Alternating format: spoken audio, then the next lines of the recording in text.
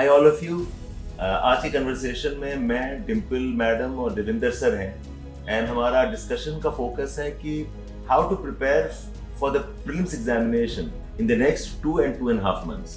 Already mid March हो चुका है और यहाँ से the preparation has to be very focused और जो कॉमन मिस्टेक्स बच्चों के होते हैं, how can we ensure that वो मिस्टेक्स ना हो। So asking Dimple and Devinder, आप तो बहुत एक्टिवली इन्वॉल्व रहे हैं बच्चों के मेंटरिंग में, you have been taking classes, you have been discussing the answers also.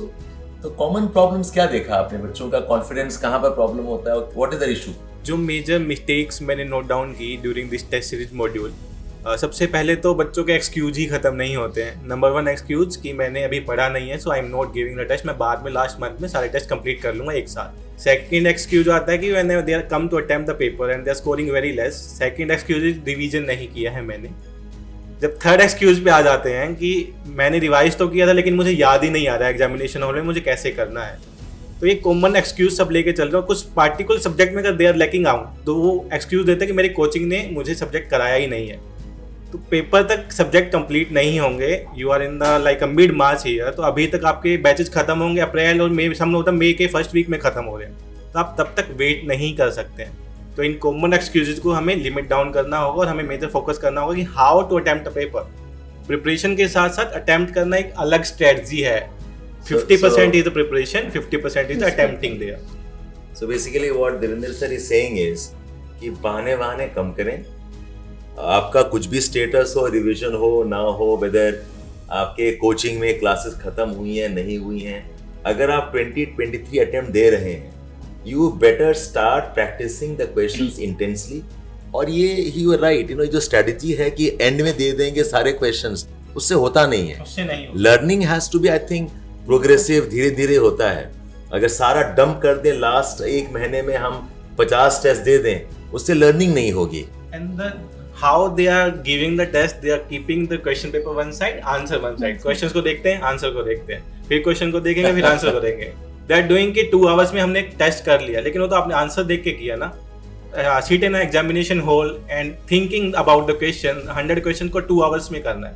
Paper का लेंथ 48 पेजेस है, it's not possible to read the 48 pages consistently in 2 hours। तो उसके लिए स्ट्रेटजी डेवलप करना पड़ेगा, वो एग्जामिनेशन हॉल में ही बैठ के डेवलप होगा। If you are good enough, please come to the offline centres, तो वहाँ पे ही टेस्ट आके अटेम्प्ट करें। UPSC paper and pencil test है, तो उसके बिना we are doing on the online, तो आप ऑफलाइन में आके करेंगे तो ज़्यादा बेटर परफॉर्म कर पाएंगे, ज़्यादा बेटर स्ट्रेटजी बिल्डअप कर पाएंगे।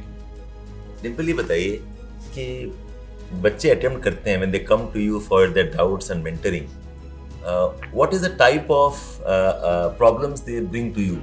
Sir, 2 things. One thing is कि मैंने पढ़ा था, मुझे याद नहीं आया। कई बार सारे बच्चे ये बोलते हैं 2 स्टेटमेंट याद थे, तीसरा स्टेटमेंट याद नहीं। What has happened is हम इतना ज़्यादा फोकस कर रहे हैं कि मुझे क्या याद है, हम सोचते ही नहीं है कि अच्छा याद नहीं है तो अब मैं कैसे इसको सॉल्व करूँ। We give up. That's one thing that I have realized. I'll give you one example. There was a question on wetland, wherein a student knew 2 statements, but वो central sponsored scheme है या central sector scheme है, याद नहीं आ रहा है। अब याद नहीं आ रहा है तो आप थोड़ा interdisciplinary सोचें। wetland कौन सी लिस्ट में आता है, पॉलिटी के कौन सी लिस्ट सब्जेक्ट में आता है, whether it is a union list, it is in the state list, concurrent list, उसमें आपको ये समझ आएगा कि स्टेट का कितना रोल रहेगा। तो इट्स इन स्टेट लिस्ट, तो स्टेट का रोल है। अब स्टेट का रोल है तो क्या वो सेंट्रल सेक्टर स्कीम होगी या सेंट्रल स्पॉन्सर्ड स्कीम होगी, बिकम्स वेरी क्लियर। तो क्यों word sponsor understandable, right? Yes, कि कोई प्रोग्राम जो स्टेट कर रहा है, सेंटर उसको स्पॉन्सर भी कर रहा है। जो सेक्टर्स प्रोग्राम्स होते हैं वो तो पूरे सेंट्रल वाले ही होंगे। यस सर, तो ये लॉजिक, व्हेन वी से लॉजिक लगाना है तो आप ये नहीं सोच सकते मुझे याद नहीं था। You have to think about it and then की जो सर जुगाड़ माइंडसेट होता है वो लगाना पड़ता है एग्जामिनेशन में। So it's a very important point. देखिए, आप जब टेस्ट देंगे और जब आप एग्जाम हॉल में सॉल्व कर रहे हैं, इम्पॉसिबल है कि सारे क्वेश्चंस और सारे कंसेप्ट्स आपने पढ़ा होगा और आपको याद आएगा, ऐसा हो ही नहीं सकता। शायद आपने एक्चुअली पढ़ाई सेम वर्बैटिम जो है शायद 40-50 क्वेश्चंस किया होगा। बहुत हो गया sir, that's too much, right? That's even too lesser much. than that. Yes. Maximum into 40 you can surely go into the examination. आपकी हाई प्रिपरेशन बहुत ज्यादा है, और वो भी मेरे ख्याल से 4 चॉइस में 1-2 चॉइस होगा, बाकी 2 चॉइस तो पता ही नहीं होगा। You have to develop a skill कि पता नहीं है लेकिन we have to attempt. some logic लगा के, कोई elimination लगा के, and this elimination logic are not always hacks, are they? No sir, they're not. Like right now we discussed. Sir, एक और चीज, when UPSC sets paper, they will not set paper only from the sources that we are reading. They have their own sources.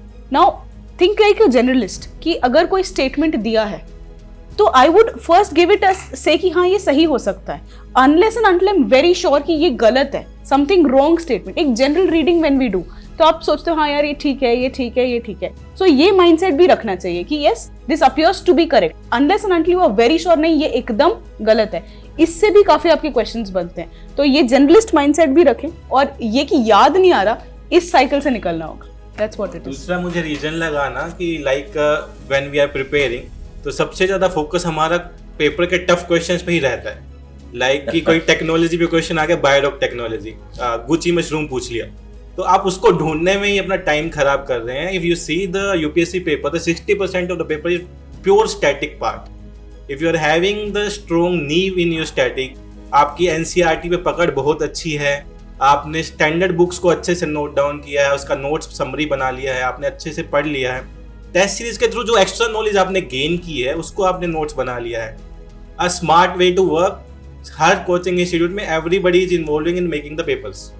हर कोई paper बना रहा है, हर कोई research कर रहा है, तो आपको तो उसको यूज करना है. तो why you are going for the research ना, you save your time, you can attempt the paper and take the advantage of those researcher who are sitting in the institutions. तो उससे ही आप अपना टाइम सेव कर सकते हैं. अगर आप गुच्ची मशरूम के पीछे जाओगे तो वो अगली बार दूसरा मशरूम पूछेगा. इट्स नॉट लाइक कि गुच्ची ही हर बार आएगा ना. तो similarly like cryo technology now for the corals, last time biolog technology पूछा था, ग्रीन वॉशिंग पूछा था. इसके साथ मैं एक चीज और नोट डाउन करना चाहूंगा, like the UPSC is majorly focusing on the simple wording also. Yes. Like carbon trading में we are discussing, each and every institution is discussing about the carbon trading. When the question came in 2021 about the carbon trading, everybody was confused कि क्या पूछ लिया है. 4 statements all looks like a similar one. Similarly, the next year UPSC asked the water trading. So when we are not focusing on the simplicity of the words, कि exactly what is the meaning of the carbon trading, what is the meaning of the water trading, what is the meaning of the gas liquefaction, तो वो आपको basic पे जो काम करना होगा, जो बेसिक को स्ट्रॉन्ग करना होगा, ईच एंड एवरी वर्ड का मीनिंग समझना होगा, वही आपकी मेन स्ट्रेटजी रहेगी प्रिपरेशन की. अदरवाइज 1500 पेजेस के करंट अफेयर पढ़ लो, ईयरली आएंगे क्वेश्चन 2 या 3 ही, it's the completely waste of the time. तो आपको फोकस करना है what is the exam, what is the exactly the demand of the exam. उसके बिना exam is like a tough. तो मेरे ख्याल से ना what I conclude from this is, ये जो हवा है कि यूपीएससी कुछ भी पूछ लेता है, रैंडमली पूछता है, and that you know they can go to any lengths to trouble students, ऐसा नहीं है. ऐसा नहीं. I mean in fact now I am listening to all of you कि जो क्वेश्चंस के फ्रेमिंग होती हैं और जो चॉइसेस होती हैं, इसका पर्पस ही यही है to test whether a person has analytical thinking mind और not. Can he eliminate from what he has read, can he identify what is more relevant and what's not. तो ऐसा नहीं है कि randomly कुछ भी पूछ रहे हैं. The questions are, in fact, I must tell you, I've got great respect for the question setters of UPSC. They're at least 10-15 steps ahead of everybody. रट्टा मार के आप नहीं कर सकते हो. रट्टा is having a specific idea कि आपको कुछ कंसेप्ट या फैक्ट याद है, लेकिन इसको एनालिटिकल कैसे करोगे. 3 स्टेटमेंट में 2 ही आती होंगी या 4 में से 1 ही आता होगा. उसके बावजूद मुझे क्वेश्चन अटेम्प्ट करने 90, जिसमें मैं श्योर बस 35 क्वेश्चंस में, other 55 questions are the game changers में. ओके, अच्छा ये बताइए डिम्पल कि इफ यू आर रिकमेंडिंग कि क्या करें बच्चे प्रीलिम्स के लिए, जो लास्ट जो भी वीक्स बचे हुए हैं, व्हाट विल यू रिकमेंड, क्या करें? One thing that we need to understand is, पहले तो हमें प्रीवियस ईयर क्वेश्चन याद होने चाहिए. प्रीवियस ईयर क्वेश्चन याद होने के साथ हमें ये पता होना चाहिए कि टॉपिक बाय टॉपिक क्या इंपॉर्टेंट है. I will share an example. So if I divide geography into solar system, the physical geography, in physical geography I'm just talking about landscape. Then the third one climate, fourth one ocean, broad section of physical geography, the physical landscape, the climate and the ocean and solar system. If I talk about trend, पिछले 11 साल में solar system में 5 question आए, तो geomorphology जो आपकी पूरी आधी एनसीईआरटी है उसमें 4 क्वेश्चन आए. वाओ. क्लाइमेट पे 22 क्वेश्चन आए. 22 क्वेश्चन पिछले 10 साल में. 22 question, 11 to, that means every, if I talk of average, every year 2 questions on climate and another 8 questions from ocean. मतलब पिछले 12 साल में सोलर सिस्टम से आए हैं 5 questions. 5 questions. जियोमॉर्फोलॉजी से 4 Sir. क्वेश्चंस। क्लाइमेट 22. तो जब रिवाइज करते हैं बच्चे तो दे sir- always start from 0 1 2 3 4 and they forget कि कौन सी इंपॉर्टेंट है। इंपॉर्टेंट एग्जैक्टली हम सीक्वेंशियल मेमोरी है सर। हमारी पेपर सॉल्व करते समय भी सीक्वेंशियल मेमोरी है, हमारी रिवीजन करते भी सीक्वेंशियल मेमोरी है। फर्स्ट चैप्टर 2 चैप्टर 3 चैप्टर पढ़े, में सीक्वेंशियल माइंडसेट है। हाँ yes yes step yes 1 step 2 step Yes. 3 then 4 तक पहुंचते नहीं है ना, दोबारा से स्टेप में शुरू है। हाँ एग्जैक्टली 3 चैप्टर पढ़े बोर हो गए, पॉलिटी स्टार्ट किया, अब चालू करेंगे वापस से फर्स्ट चैप्टर से। तो जो इम्पोर्टेंट है उस पे हमने कम फोकस किया, तो हम प्रीवियस से और क्वेश्चन इम्पोर्टेंट वाला शायद 4th 5th स्टेज में आता है। वहां Exactly. तक हम पहुंचते ही नहीं है। We are tired we exhausted. Exactly. So what do you recommend here? The first thing is previous question की स्ट्रक्चरिंग करें बाय टॉपिक। वी नो कि कौन सा टॉपिक इंपॉर्टेंट है, that we have done in our test तो also. Market में मिल जाती है। सर आपको खुद बैठ के करना होगा, आपको खुद बैठ के करना होगा सर। एक्टिव लर्निंग ही याद रहेगी, अदरवाइज मार्केट में मिल जाता है, आप खोलें बट देन आपको खुद बैठ के करना होगा। 1 सेकंड, आप प्रीवियस ईयर क्वेश्चंस के थीम्स देखें, रिपीट होती है, तो आप वो थीम्स को भी आप खुद जब करेंगे तो आपको याद होगी। ओके इसके बाद आप टेस्ट लेते तो हैं, टेस्ट देते तो हैं, कई बार तो टेस्ट ऐसे ही देते हैं, एक 1 2 1 2, तो आप पहले तो अच्छे से टेस्ट दें। I know that every time that I gave my mock test, sir every time till the time I went for UPSC, हर मॉक टेस्ट में 3 से 4 सिली मिस्टेक होती थी। तो आप जब बैठ के 2 घंटा बैठ के सॉल्व करते हैं तब आपको पता पड़ता है कि ये सिली मिस्टेक हो गई, ये सिली मिस्टेक हो गई, ये सिली मिस्टेक हो गई। तो you need to do and attempt that test. Third is कि आप उसको रिवाइज करें। आप उसको जब रिवाइज नहीं करेंगे आप भूल जाएंगे। तो जब तक आपने कोई चीज 2 बार रिवाइज नहीं की है यू विल फॉरगेट। 2 तो कम है डिंपल, 2 से 3 बार सर। कंटिन्यूअसली करना पड़ता है as many times. Every topic I'm saying, every topic that is important should be revised as many times. That will be good. But sir कम से कम 2 बार करें, उतना भी नहीं करते सर बच्चे। If I recap this, preparation का process जो है there is a science to it, and ये जो typical linearity mindset है कि हम chapter 1 से शुरू करके फिर 2 3 4 जाएं, that probably is more exhausting. अगर बच्चे आप लोग क्वेश्चन पेपर एनालाइज कर लेते हैं कि किस सेक्शन से पूछता ज्यादा है, कौन से chapters are more important, focus on those chapters rather than focusing on studying and revising the whole syllabus of a particular topic. Yes. In fact, तो अगर हम बच्चों को बता दें कि ये 5-6 sections important हैं, will that not help them? Sir नहीं, I don't think it will help. Sir It has to be done on their own. Sir otherwise पूरा स्टफ मार्केट में पड़ा हुआ है, आप जब तक खुद नहीं करते हैं तब तक वो आप कन्विक्शन नहीं आती होगी, वो एप्रिसिएशन भी नहीं आती सर आप होगी। रात को नींद से उठा के पूछ ले कि पिछले 10 साल में क्लाइमेट कितने आए हैं, तो मुझे पता रहेगा इतने आए, because that's a shocker for me. Unless and until you are fascinated by the facts you will not remember. Wow. So you have to be fascinated by the facts for them to be remembered in your longer run. So you have to do that dirty work and you have to be fascinated by them. Actually issue यही है ना, students are not doing the dirty work. अगर उनसे पूछा जाए अपने prelims के past के पेपर्स किए हैं, सबका आंसर होता है हाँ। जब पूछा जाए पॉलिटी में क्या क्वेश्चन आए फंडामेंटल राइट से, वो तक नहीं पता है। And they are doing the UPSC question paper कि वही क्वेश्चन देगा आंसर देगा, क्वेश्चन देगा आंसर देगा। वो is not a good way to do the UPSC question. You need to think on the statements, why under the right to equality this statement was frame. और कोई statement भी तो frame हो सकता था ना, क्या ये करंट से उठाया गया था, लाइक राइट टू प्राइवेसी पूछा गया पुट्टास्वामी जजमेंट के बाद, तो वाई उन्होंने वही उस पर क्यों फोकस किया, वही ऑप्शंस क्यों फ्रेम किए। तो वो ऑप्शंस फ्रेमिंग आपको आइडेंटिफाई करना पड़ेगा कि अगर वो ज्योग्राफी से भी क्वेश्चन उठा रहा है या एनवायरनमेंट से भी क्वेश्चन उठा रहा है, तो how they are framing the statements. अगर हम यूनाइटेड नेशन एनवायरनमेंट प्रोग्राम के रिपोर्ट्स के बारे में पढ़ते हैं, यूएनईपी के बारे में पढ़ते हैं, तो जनरली आप उसकी रिपोर्ट्स को याद कर लोगे, हर चीज पढ़ लोगे, लेकिन जो exact data they are asking about, जो एग्जैक्ट उन्होंने पूछा है, there was a question in our test series about the UNCCD कि UNCCD desertification work done through the community participation. अगर किसी भी मटेरियल में, कोचिंग के मटेरियल में देखोगे तो कम्युनिटी पार्टिसिपेशन से डिजर्टिफिकेशन होता है, it's not mention there, but on their website is clearly mentioned कि community has play a major role in the desertification, उसके replantation they are doing a very good so basically अगर mechanically आप पढ़ रहे हैं तो आप कभी अटेम्प्ट कर नहीं पाएंगे। You'll have to have genuine deep appreciation of whatever you are reading, whatever you are studying. Website जाकर okay fine। अच्छा ये करंट अफेयर्स का जो भूत है, okay that's a huge challenge for the students. How will they manage current affairs? Current affairs को manage करने के लिए if you are reading the newspapers like for ideation it's very good कि you are going through the newspaper on a daily basis for the 40-45 minutes, but I will suggest if you for going for the mains preparation एक editorial daily you need to read, उसकी understanding आपको समझनी पड़ेगी. Now let's come to the prelim perspective. Prelims perspective में if I see the core current affairs in the paper, it's not more than the 20 questions, sometimes it's the 15 questions, sometimes it's 18 questions, but it's asked the link with the static syllabus.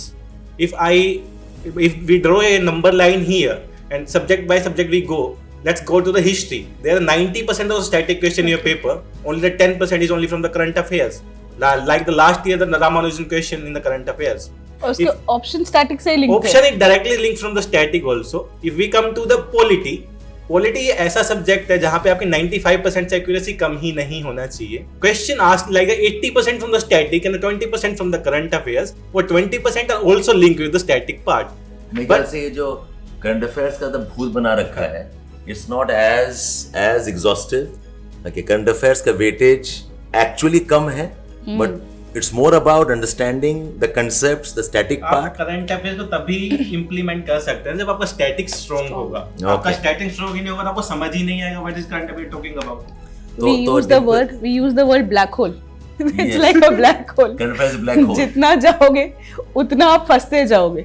So at least अपना static strong करें, analytical skill रखें, previous year question करें. Black hole में static part is your worm hole. You enter and get out and enter a new dimension that gets tapped into a black hole. अच्छा, ये बताइए कि now doing all of this, is there something we as institute or teachers can do to help them in all this process? So to be honest, I'll just share one thing from my preparation. I was that person with a sequential mindset. Every time I read polity, I read cover to cover. Every time. 3 bar revise किया, तीनों बार वो किया. One new dimension that I got to know while we were here कि हाँ, I was not very good at polity. I was good at geography. I was good at environment. Polity इतना अच्छा नहीं था, तो हर बार cover to cover पढ़ते. When I talked to the team here, current affairs team, then I realized कि हाँ, ये कभी सोचा ही नहीं कि पार्लियामेंट से ज्यादा क्वेश्चन है, फंडामेंटल राइट से ज्यादा क्वेश्चन है, फंडामेंटल ड्यूटी से ज्यादा क्वेश्चन है. एंड आई रियलाइज अगर ये मेरे टाइम पे होता तो things would have been a bit easier for me. So I liked 4 things that we have done as an institute.